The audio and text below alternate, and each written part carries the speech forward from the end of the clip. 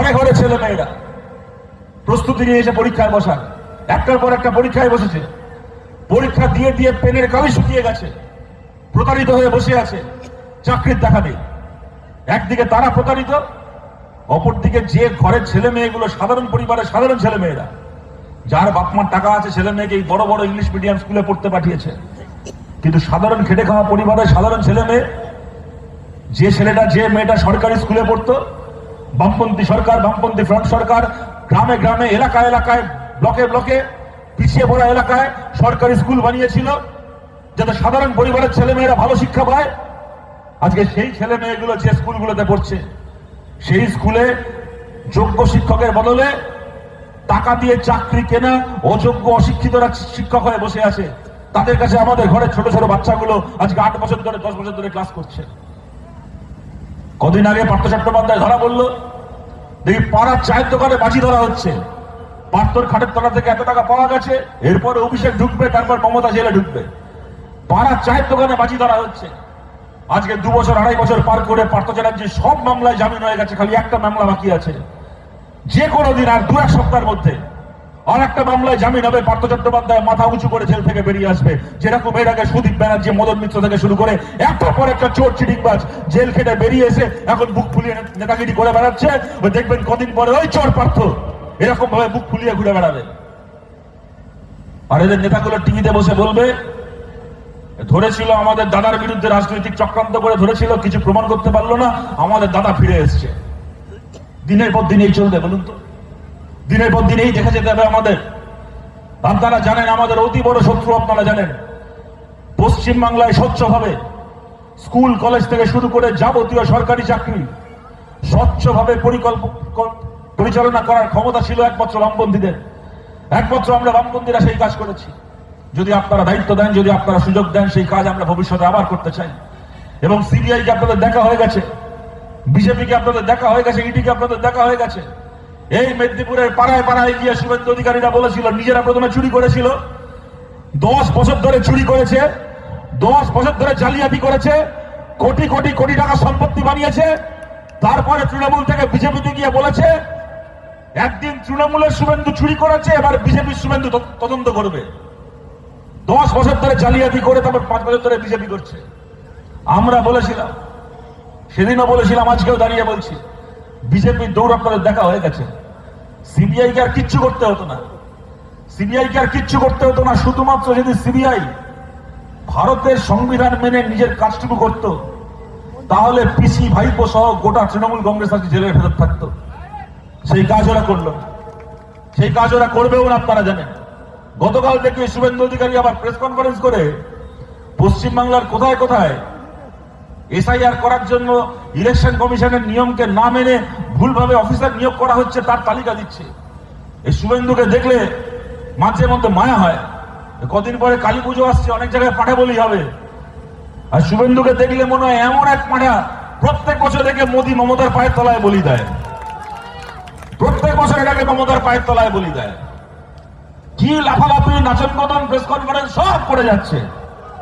আর দিল্লিতে বসে ওর 2 দাদা মোদী আর অমিত শাহ মমতার সঙ্গে সেটিং করে বসেছে যে পাগলাটাকে ওখানে ছেড়ে রেখেছি, ও লাফাচ্ছে লাফাক, ওকে পাত্তা দিও না, তুমি আমি মিলে, আমি দিল্লি সামলাবো, তুমি বাংলা সামলাও। কত নাটক, কত নাটক, কত নাটক দেখে গেলাম 5 বছর ধরে। আজকে বলছি এই চলে যাবে, কালকে বলছে ও ধরা পড়বে, তারপর দিন বলছে ওর বাড়িতে রেড হবে। কত নাটক দেখে গেলাম। মাঝখান থেকে তৃণমূলের লোকগুলো জেলে ঢুকলো না, মমতা জেলে ঢুকলো না, অভিষেক জেলে ঢুকলো না, ওর তাপসী মন্ডল তৃণমূল বিজেপি সেরা তৃণমূলে ঢুকে চলে গেল। আর ওরা এসে লাফাচ্ছে এখানে, ওরা নাকি ন্যায় আনবে, ওরা নাকি পিসি ভাইপোকে শাস্তি দেবে। আমরা আপনাদের কাছে আবেদন করছি, বিজেপিকে আপনারা 10 বছরের উপর সময় দিয়েছেন, 10 বছরের উপর বিজেপিকে সময় দিয়েছেন, আমাদেরকে একবার সুযোগ দিন, আমাদেরকে একবার সুযোগ দিন। বাংলায় তৃণমূলের চুরি, দুর্নীতি, অত্যাচার থেকে শুরু করে আমাদের এত এত কমরেডের রক্ত ওদের হাতে লেগে আছে, অনেক হিসেব ওদের সঙ্গে বকেয়া আছে। আমাদেরকে হিসেব মেটানোর জন্য একটা বার সুযোগ দিন। একটা বার যদি আমরা সুযোগ পেয়ে সেই হিসেব মেটাতে না পেরেছি, পরের বার সেই সুযোগ আবার ফেরত দিয়ে নেবেন। আমরা যাই করি না কেন, আমরা সেটিং করে বোঝাপড়া করে তৃণমূলের লোকেদেরকে আমাদের দলে ঢুকিয়ে ওদের পাপকে ভুলবো না, ওদের সঙ্গে অ্যাডজাস্টমেন্ট করবো না, আপনারা জানেন। যে শাস্তি এদের পাওয়ার কথা, যে অপরাধ এরা করেছে তার জন্য যে জবাব এদের পাওয়ার কথা, সেই জবাব দেওয়ার জন্য পাড়ায় পাড়ায় আমরা বামপন্থীরা প্রস্তুত আছি। আপনাদের কাছে আবেদন করছি, সেই লড়াই আপনারা আমাদের পাশে থাকুন। এবং দেখুন, কদিন আগে বিহারে ওরা এসআইআর করেছে, বাংলায় কদিন পরে ভোট হবে, তার আগে এখন প্রস্তুতি শুরু করেছে এসআইআর এর নাম করে। এলাকায় এলাকায় ইতিমধ্যে তৃণমূল আর বিজেপির এই খেলা শুরু হয়ে গেছে। বিজেপি পাড়ায় পাড়ায় গিয়ে, বিশেষ করে মুসলিম মহল্লায় গিয়ে বলবে যে সমস্ত মুসলমানের এবার নাম কাটা যাবে বাংলা ভোটার তালিকা থেকে, সব বাংলাদেশ থেকে আসা। আর বিজেপি বলে চলে যাওয়ার পরে ওখানে তৃণমূলের লোক গিয়ে ঢুকবে, ঢুকে বলবে দেখেছো এর আগের বার এনআরসি নিয়ে করেছিল, এবার এসআইআর নিয়ে, দেখেছো বিজেপি সবার নাম কেটে দেবে, বিজেপি সবাইকে দেশ থেকে দাঁড়িয়ে দেবে, একমাত্র আমাদের দিদি বাঁচাতে পারে। তাই আমরা চুরি করি, ডাকাতি করি, খুন করি, যাই করি না কেন আমাদেরকে জেতাও, না হলে বাংলার মুসলমানরা বাঁচবে না। ওই এক সার্কাস, এক নাটক 10 বছর ধরে দেখে আসছি, নতুন করে আবার বিধানসভার আগে সেই প্রস্তুতি শুরু হয়েছে, আপনারা ইতিমধ্যে টের পাচ্ছেন। আমরা আপনাদের বলছি, বিহারে যে কাজ এত সহজে বিজেপি করতে পেরেছে, সেই কাজ পশ্চিমবাংলায় করতে পারার কথা নয়। কেননা ইলেকশন কমিশন আসুক আর যেই আসুক, এসআইআর এর কাজকে হাতে কমতে করতে হবে রাজ্যের অফিসারদেরকে। এই রাজ্যের অফিসাররা মমতা ব্যানার্জির কর্মচারী, এরা তৃণমূলের হয়ে 10 বছর ধরে, 12 বছর ধরে কিরকম দালালি করেছে আপনারা জানেন। তাই মমতা ব্যানার্জি যদি না চান, পশ্চিমবাংলায় এত সহজে বিজেপি কারোর নাম কাটতে পারবে না। আর যদি দেখেছেন আবার ওই 100 দিনের কাজ নিয়ে যা হয়েছিল, আবার এসআইআর নিয়ে তাই হচ্ছে। একদিকে কিছু লোকের নাম কাটা যাচ্ছে, আর অপরদিকে মমতা ব্যানার্জি দাঁড়িয়ে ভাষণ দিচ্ছে, তাহলে বুঝবেন এনআরসির মতো 100 দিনের কাজের মতো ওই ম্যাচ ফিক্সিং এর খেলা আবার হচ্ছে এসআইআর নিয়ে। একদিকে তুমি নাম কাটবে, আর একদিকে আমি সেই ভয় দেখিয়ে পরের ভোটটা পার করবো। প্রত্যেকবারে এক ভোট আসবে আর একটা করে নাটক হবে। আমাদের কমরেডদেরকেও বলছি, আমাদেরকে চোখ কান খোলা রাখতে হবে। বুথে বুথে এমন একটা বুথ নেই বাংলায়, এত আঘাত, এত আক্রমণের পরেও আমরা মাথা উঁচু করে বলতে পারি, বাংলায় এমন একটা বুথ নেই যে বুথে লাল পতাকা ওড়ে না। কিন্তু এই মুহূর্ত এটা লাল পতাকা ধরে থাকা আমাদের প্রত্যেকজন কমরেডের পরীক্ষার সময়। প্রত্যেকটা বুথে আমাদের বুথ লেভেল এজেন্টদেরকে প্রস্তুত থাকতে হবে, যেন বুথে এমন একটা বাড়ি না থাকে যে বাড়িতে ইলেকশন কমিশনের লোকেরা নিজের ইচ্ছায় যাবে। ইলেকশন কমিশনের লোকেরা যাবে প্রত্যেকটা বুথের, প্রত্যেকটা বাড়িতে, তাদের সঙ্গে আমাদের বিএলএদেরকে যেতে হবে প্রত্যেকটা বুথের, প্রত্যেকটা বাড়িতে। যদি কোনো উল্টোপাল্টা কাগজ, যে হয়রানি করেছে, যদি কোথাও কোনো ছলে বলে কৌশলে মানুষের নাম ওরা কাটতে চেয়েছে, আমাদের কমরেডদেরকে বুথে বুথে সেই মানুষের পাশে দাঁড়াতে হবে, যেন অন্যায় ভাবে একজন মানুষের নাম কাটা না যায়। আর মনে রাখবেন, যারা খালি আমাদের সমর্থক তারা বলে নয়, যিনি কোনোদিন আমাদেরকে ভোট দেননি, যেন সেই মানুষের নামও অন্যায় ভাবে লিস্ট থেকে কাটা না যায়, তার দায়িত্ব বুথে বুথে আমাদের কমরেডদেরকে নিতে হবে। সেই কাজ আমাদের কমরেডরা করবে। এবং আমার কথাকে আমি শেষ করছি এটা বলে আপনাদের কাছে, দেখুন, ধর্ম নিয়ে রাজনীতি তার কি চেহারা হতে পারে বাংলা গত 10-12 বছরে দেখেছে। এই নিয়ে অনেক কিছু বলে যাওয়া যায়, আমি সেসব কথার মধ্যে যাচ্ছি না। আমি আপনাদের খালি একটা কথা বলছি, দেখুন, আমরা 34 বছর সরকার চালিয়েছি বাংলায় বামপন্থীরা।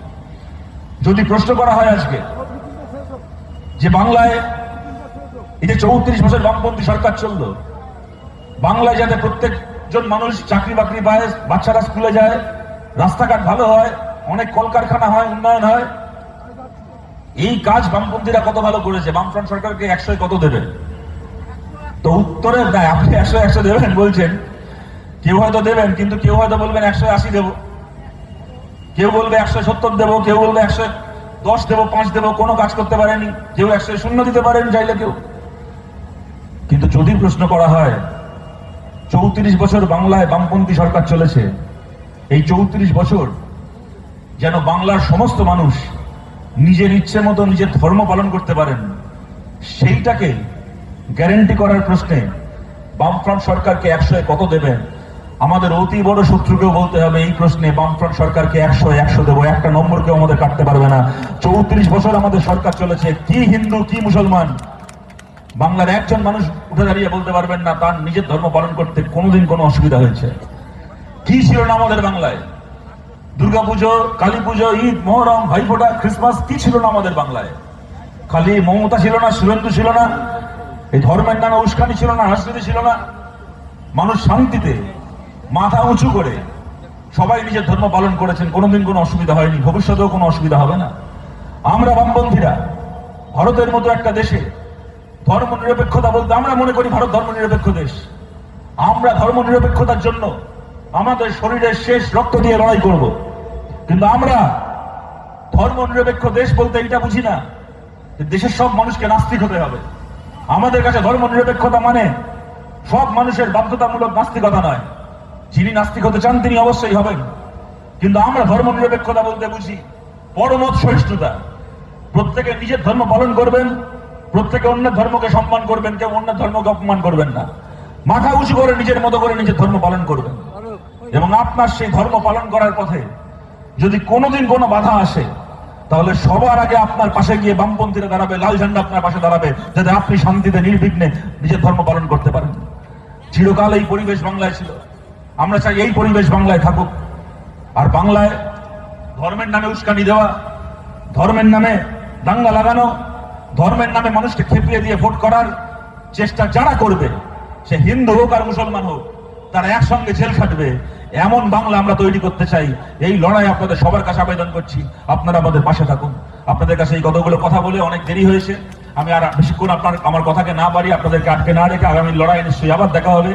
এই কথা বলে কৃষক সভার আমাদের পূর্ব মেদিনীপুর জেলা সম্মেলনের সাফল্য কামনা করে আপনাদের সবাইকে ধন্যবাদ জানিয়ে আমার কথা শেষ করছি। ভালো থাকবেন সবাই, নমস্কার।